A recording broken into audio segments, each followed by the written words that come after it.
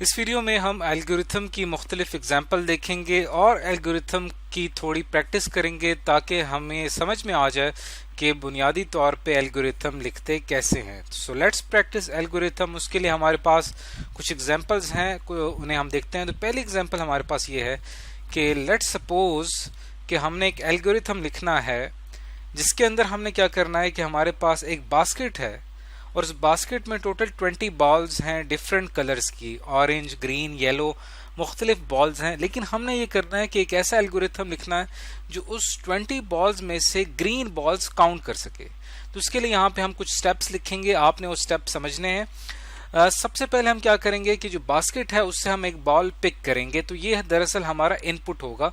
तो इनपुट के लिए हम एक यहाँ पे एक कीवर्ड इस्तेमाल करते हैं रीड का। यानी रीड का वर्ड ये है कि हम कोई इनपुट ले रहे हैं, यानी कोई चीज हमारे एल्गोरिथम में एंटर हो रही है।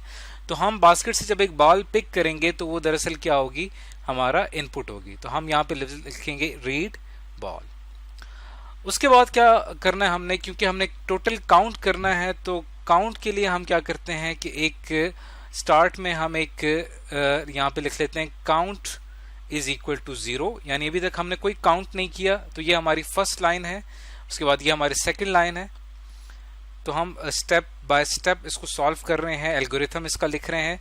सो पहली लाइन आपने देखी, सेकंड आपने देखी, थर्ड लाइन पे हमने ये करना है कि जो बॉल हमने पिक की है उसको हमने काउंट करना है। तो उसके लिए यहाँ पर हम एक चेक लगाएंगे। चेक क्या होगा कि यहाँ पे हम इफ कंडीशन लिखेंगे, अगर हमारी जो बॉल हमने पिक की है अगर वो बॉल जो है वो ग्रीन है, if ball is equal to green,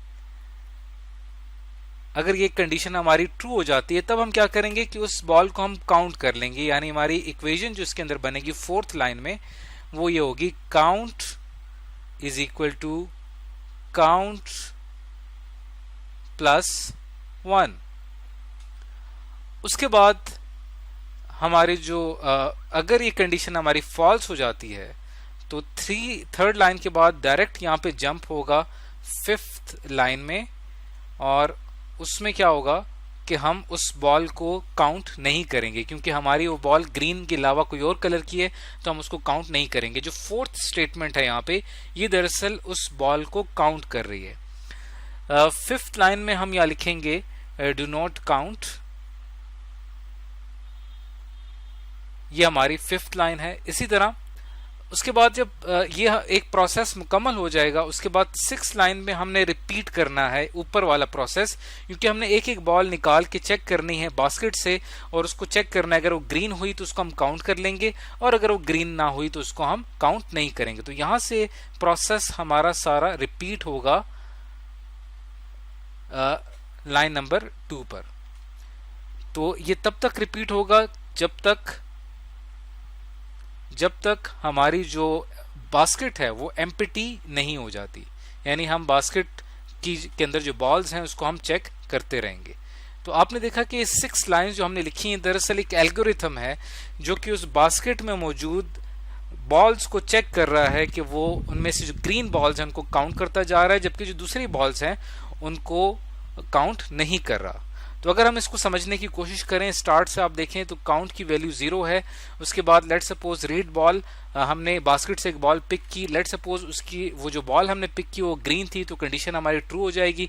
उसके बाद अब अगर हम यहाँ पे अपनी वैल्यूज पुट करें, काउंट की वैल्यू स्टार्ट में 0 थी तो 0 प्लस 1 जवाब आएगा 1, तो काउंट की न्यू वैल्यू हो जाएगी 1। तो आपने अब काउंट की न्यू वैल्यू याद रखनी है। और उसके बाद जो फिफ्थ स्टेटमेंट है ये एग्जीक्यूट नहीं होगी। उसके बाद 6 रिपीट, यानी हमने यहाँ पे फिर इसको रिपीट करना है। तो ये रिपीट करना है हमने। उसके बाद फिर से हम नेक्स्ट बॉल पिक करेंगे, दोबारा जो हमने अगली बॉल पिक की वो भी लेट सपोज ग्रीन थी तो कंडीशन हमारी ट्रू हो जाएगी। तो यहाँ पे हम वैल्यूज पुट करेंगे। काउंट की लास्ट वैल्यू थी 1, तो 1 प्लस 1 2, यानी काउंट की न्यू वैल्यू हो जाएगी 2। आप देख रहे हैं कि आहिस्ता आहिस्ता आप काउंट करते जा रहे हैं। उसके बाद फिर ये प्रोसेस रिपीट होगा। आप अगली बॉल रीड करेंगे, लेट सपोज अगर वो बॉल ग्रीन नहीं होती तो कंडीशन आपकी फॉल्स हो जाएगी और उसके बाद आप जंप कर जाएंगे लाइन नंबर 5 पे, डू नॉट काउंट। इस तरह ये प्रोसेस रिपीट होता रहेगा। तो ये हमारे पास एक एल्गोरिथम है जिसके अंदर हम अपना काम कर रहे हैं। तो यहाँ से आपको एक आइडिया हो गया होगा कि एल्गोरिथम दरअसल किस तरह से एक स्टेप बाय स्टेप प्रोसीजर होता है और वो काम करता है। अब चलते हैं अगली एग्जाम्पल की तरफ और नेक्स्ट एग्जाम्पल देखते हैं और उसके अंदर एक एल्गोरिथम लिखते हैं। नेक्स्ट एग्जाम्पल हमारे पास ये है कि लेट्स सपोज एक स्टूडेंट है, उसके टोटल 7 सब्जेक्ट्स हैं और हमने उसके मार्क्स कैलकुलेट करने हैं। तो उसके लिए हम एक एल्गोरिथम लिखना चाहते हैं। याद रहे कि ये एल्गोरिथम जिससे पहले हमने पढ़ा था कि 2 मेथड्स होते हैं, pseudo code and flow chart. ये हम सूडो कोड का इस्तेमाल कर रहे हैं। तो स्टूडेंट के मार्क्स कैलकुलेट करने के लिए हम एल्गोरिथम कैसे लिखेंगे? हम लिखेंगे सम इज इक्वल टू 0, यानी सम अभी तक हमने कैलकुलेट नहीं किया, उसकी वैल्यू बिल्कुल हमारे पास 0 है। उसके बाद हम क्या करेंगे कि स्टूडेंट का जो पहला सब्जेक्ट है, रीड सब्जेक्ट मार्क्स, ये हमारा इनपुट है, यानी हम यहाँ पे स्टूडेंट के मार्क्स एज ए इनपुट ले रहे हैं। तो रीड सब्जेक्ट मार्क्स ये हमारा इनपुट है, ये हमारी सेकंड लाइन है हमारे एल्गोरिथम की। तो ये फर्स्ट लाइन थी, उसके बाद ये हमारी सेकंड लाइन है। थर्ड लाइन में हमने ये करना है कि उसके जो मार्क्स थे उसको हमने सम करना है। उसके लिए हमारे पास एक फार्मूला है, सम इज इक्वल टू मार्क्स, जो उसके मार्क्स लिए हैं, प्लस सम। ये एक फार्मूला है, इसकी मदद से सम कैलकुलेट हो जाता है। सम का मतलब ये होता है कि अगर हम 5 चीज़ों को ऐड करते हैं तो उनका जो रिजल्ट आता है वो दरअसल सम कहलाता है। जैसे 2 + 2 इज इक्वल टू 4, तो 4 यहाँ पे क्या है? 4 यहाँ पे सम को जाहिर कर रहा है। तो इसी तरह हमने क्या करना है कि 7 सब्जेक्ट्स हैं। लेट सपोज एक सब्जेक्ट में उसके 48 मार्क्स हैं, एक में उसके 72 हैं, एक में 33 हैं, एक में 18 है, एक में 99 है, और एक में 5 हैं, और एक में 54 हैं। तो ये 7 सब्जेक्ट्स हैं, इनका हमने सम फाइंड करना है, यानी हमने इनको कैलकुलेट करना है। जो भी हमारा रिजल्ट होगा ये दरअसल सम कहलाएगा। तो उसके लिए हम ये एल्गोरिथम लिख रहे हैं। 3 लाइन्स हम यहाँ पे लिख चुके हैं। 4th लाइन में हमने क्या करना है कि रिपीट करना है ऊपर वाला प्रोसेस। इसको हम रिपीट करेंगे और यहाँ से ये कंट्रोल वापस यहाँ पे शिफ्ट होगा। कब तक हमने रिपीट करना है? जब तक हमारे तमाम सब्जेक्ट्स के मार्क्स ख़त्म नहीं हो जाते। और आखिर में जो हमारा 5th लाइन होगी, जब हमारी रिपीटिशन स्ट्रक्चर मुकम्मल हो जाएगी, तो फिर आखिर में हम सम में जो भी वैल्यू होगी उसको हम प्रिंट करवा देंगे। तो ये हमारा एल्गोरिथम कंप्लीट हो गया। अब अगर हम इसको रन करके देखते हैं, इसको हम चला के देखते हैं। चलाने का मतलब ये है कि हम एक लाइन के ऊपर वैल्यूज अप्लाई करके देखते हैं, तो देखते हैं हमारा क्या रिजल्ट आता है। तो सम की वैल्यू यहाँ पे 0 है। रीड सब्जेक्ट मार्क्स, पहले सब्जेक्ट में उसने 48 मार्क्स लिए, यानी मार्क्स में वैल्यू आ जाएगी 48। उसके बाद मार्क्स की वैल्यू 48 है। 48 प्लस सम की वैल्यू 0 थी, तो 48 प्लस 0 जवाब आएगा 48। तो सम की न्यू वैल्यू हो जाएगी 48। यहाँ से प्रोसेस फिर रिपीट होगा। फिर हम अगले सब्जेक्ट के मार्क्स एंटर करेंगे जो कि हैं 72। अब 72 जो है वो हमने अगले सब्जेक्ट के मार्क्स एंटर किए हैं, वो हम यहाँ पे एंटर करेंगे इस फार्मूले में। मार्क्स हैं 72 प्लस सम की लास्ट वैल्यू जो थी वो हमारे पास 48 थी।